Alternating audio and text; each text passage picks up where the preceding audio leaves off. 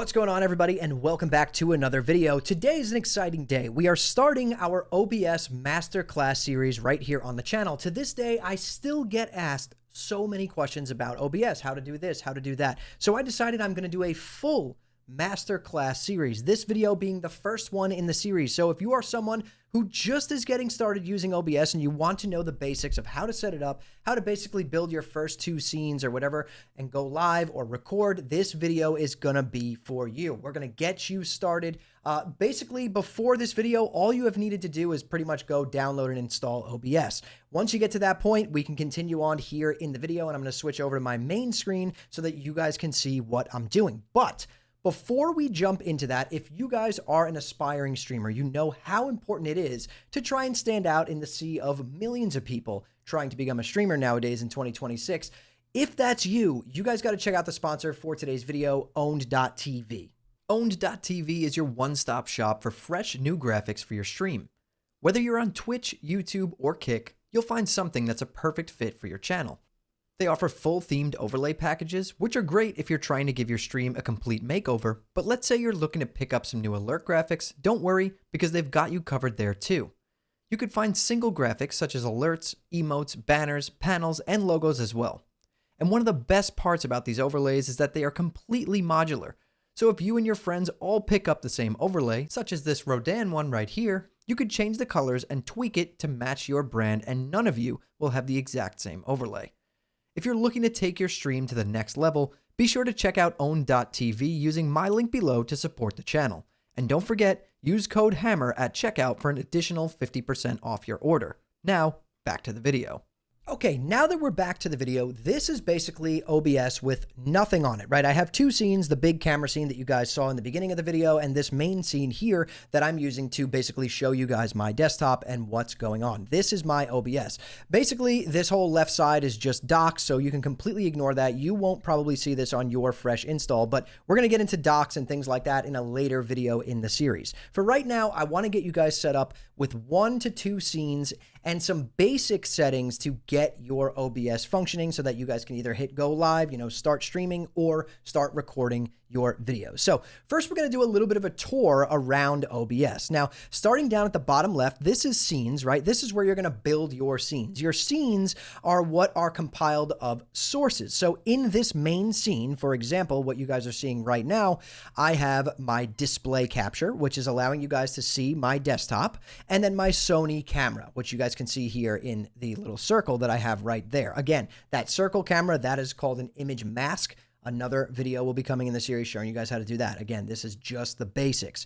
Now, moving over more to the right, this is going to be your audio mixer. So this is where you're going to see your audio levels of any devices or audio that's happening in your stream or recording, right? So for me right now, it's just my microphone, and that's why you guys can see every time that I'm talking, that microphone audio mixer thing is going up, right? That little bar is moving up to basically, you can see that it's picking up audio from my voice. Now you'll see right here, it says Sony. This is my camera. I have this muted. Obviously the camera has an onboard microphone, but we don't want to hear that. So I have that muted right now, which you can do just with this little button.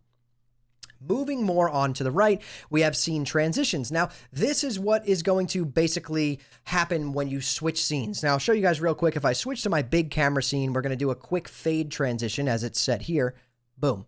You guys can see it fades right to the next scene. Now we fade back to that scene. That is just the transition between when you're switching scenes, what is going to happen, right? You can do custom ones here, like on my main, I have like a custom transition that I had made. You can, change it to a cut, like a really quick cut. Just, I could show you guys real quick cut, and then it will go boom, right to that scene, no fade, boom. So basically mess around with that. You can get custom ones made. You can download new ones and things like that, but that is what that is. And then on the right side here, we have all of our controls. Now the top button is going to be start streaming. Obviously we know what that is. The next one down is going to be start and stop recording. Right now we're recording, which is why it says stop. Start replay buffer. Now what replay buffer is, again, we'll go into this in a more advanced version of an OBS tutorial later on in the series, but a replay buffer, essentially what it does is it allows you to run this replay buffer while you're streaming or recording. And then if you want to pull clips from it, basically it's like backtrack recording. So the replay buffer is running the whole time you're streaming or recording. Now let's say something cool just happened 30 seconds ago and I bind a hotkey to save that replay. You hit that button and boom, that last 30 seconds from the replay buffer is then saved into a file on your PC. Very cool stuff. As for the virtual camera, again, this is another advanced thing. You could basically set up virtual cameras. Maybe you want to double your webcam and use it twice on like a Discord call if you're on a podcast or something, and use it in OBS at the same time. You would use the virtual camera. But again, not something we need to know right off the bat. Studio mode, again, this is a little bit more advanced. It'll split this down the middle so you can see a scene that you're switching to and the scene that you're on. Again, not really necessary for early on in OBS. Coming up to the top left here, we have our basic stuff, file, edit, view, docs, which we'll get into later on in the series. Scene collection, you can build different scene collections. Like right now, you guys can't see my main scene collection that I use for my streams and stuff because I made a new scene collection just for these, this tutorial series. Otherwise, all this stuff will be crammed with a million different scenes and sources. I just didn't want to confuse you guys. And then up here, you have tools. You can, check for updates and things like that in the help section. Just your basic stuff that's pretty much part of every software. So for the next part of the video, let's dive into the settings very, very lightly. We're not going to go very much in depth. The next video in the series, we're going to go pretty deep into these settings and get you really, really set up. But for this first video, just basically a general tour, we're going to go over what all these settings are. We're not going to really fine tune your OBS. That's going to be the next video. So if that's what you're looking for, click to the next video in this series. So starting out in the general tab, nothing crazy here. You can, have automatically check for startup, for updates on startup selected, just so that you make sure your OBS is always up to date. We have some source alignment snapping here. Basically what this is, if you have it enabled, it allows you to, when you're placing elements within your scene, it gives you like a little bit of a snap so that you can kind of make things look nice and even. I would suggest enabling that. I use it, pretty much all the time. And as for the rest of general, nothing really important in here. As for your appearance, again, this is just the theme of OBS, right? You could change the theme here. We could change it like right on the fly. You could see it's changing light. I don't know who would use that. Classic is really nice. Default is what I use. I think that's really nice. And you could change the density and the font and all that stuff there. In the stream tab, this is where you're going to log in with your Twitch or your YouTube or, add your Kick, whatever you want to do. You're going to do that here. My account is connected, so it only gives me the option to disconnect my account currently. And again, we'll get more deep into these settings in the next video, but this is like a general tour, right? So you'd log into your stream and stuff here. As for the output tab, this is probably the most important tab that you guys want to pay attention to in OBS. So you have a few things here. At the top, you're going to want to change the output mode to advanced and, instead of simple. If it's on simple, you're not going to see very many settings. So change it to advanced, and then you're going to have all four of these tabs, right? We talked about the replay buffer, the audio tab, recording, streaming. The streaming tab, this obviously is going to be your streaming tab with things like being able to select your video encoder. Like if you're using an NVIDIA GPU, you're going to probably be using H.264 if you're streaming on Twitch. If you wanted to rescale your output, which I have disabled, let's say you're playing in 4K and you want to downscale to 1080, you could do that here.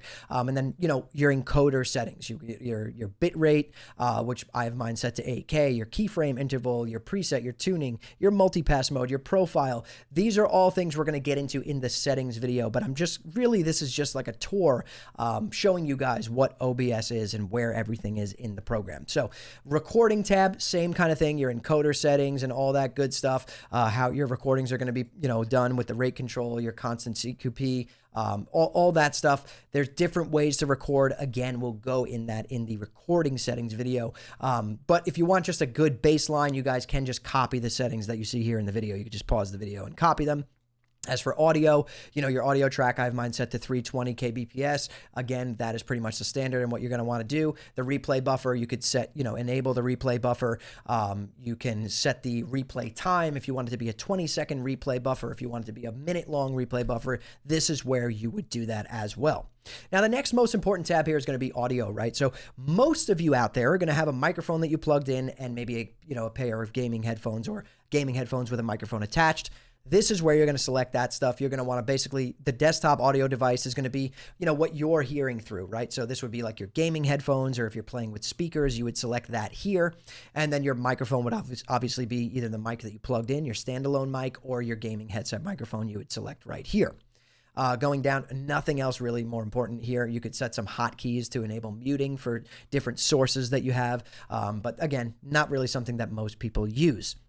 In the video tab, again, probably the third most important tab here. This is going to be showing your base canvas resolution. This is what your monitor is, what you're gaming at, what you're doing, work at, right? I'm using a 2K monitor, so I have mine set to 2K. If you were streaming to Twitch, you would want to output scaled resolution. You would want to change this to 1080p, 1920 by 1080. Mine is only set to 2K for my output because I'm recording and I record everything in 2K. Now, again, if you're streaming, set this to 1920 by 1080, unless for some particular reason you're trying to stream in 2K. And then obviously your FPS here, I have mine set to 60 FPS, your downscale filter. If you are downscaling in some way, you're going to see 3 filters here. You're always going to want to choose the third option, Lanczos. It is the best quality filter there. Then another really cool tab here. If you don't have something like a Stream Deck, right, or a Loop Deck, some kind of controller where you can map buttons to do things within OBS, this hotkey section is going to be your best friend. You could pretty much hotkey anything in OBS to any button on your keyboard. If you want to use the F keys to switch between all your scenes or maybe mute your microphone and stuff like that, you absolutely can do that, and this is the tab that you would do that in. Accessibility, again, just some accessibility features here. Under the Advanced tab, there is a couple of important things here I do want to go over with you guys.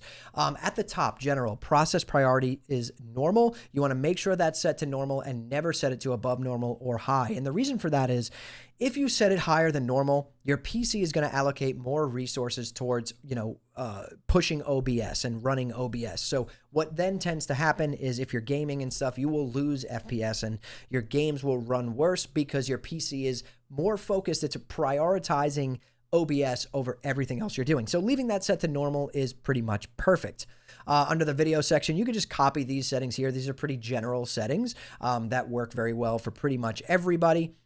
You can add an extra stream delay in here if you wanted to. You can set the automatic reconnect. Like if you're streaming on Twitch, you could have this enabled and it will keep retrying your stream to reconnect your stream instead of just taking you completely offline. If your internet connection maybe drops for like 30 seconds, I would suggest having that enabled. And that's pretty much it. Those are all like the basic settings explained in OBS. OBS is a pretty in-depth, program, a piece of software. It's amazing. It can do so many cool things. And that's why I'm really excited that we're making this series. We're going to get really, really in-depth as the series goes on. The next 2 videos in the series are going to be the best settings you want to use for streaming and for recording. Those will be the next 2. And then we're going to start diving into alerts and docs and all the nitty-gritty stuff that, the cool stuff that OBS can really help you achieve for your content. So if you guys enjoyed this video, like it. It really does help me out a lot. Drop any questions that you have down in the comments below and subscribe to the channel if you found this helpful in any way. But anyways, guys,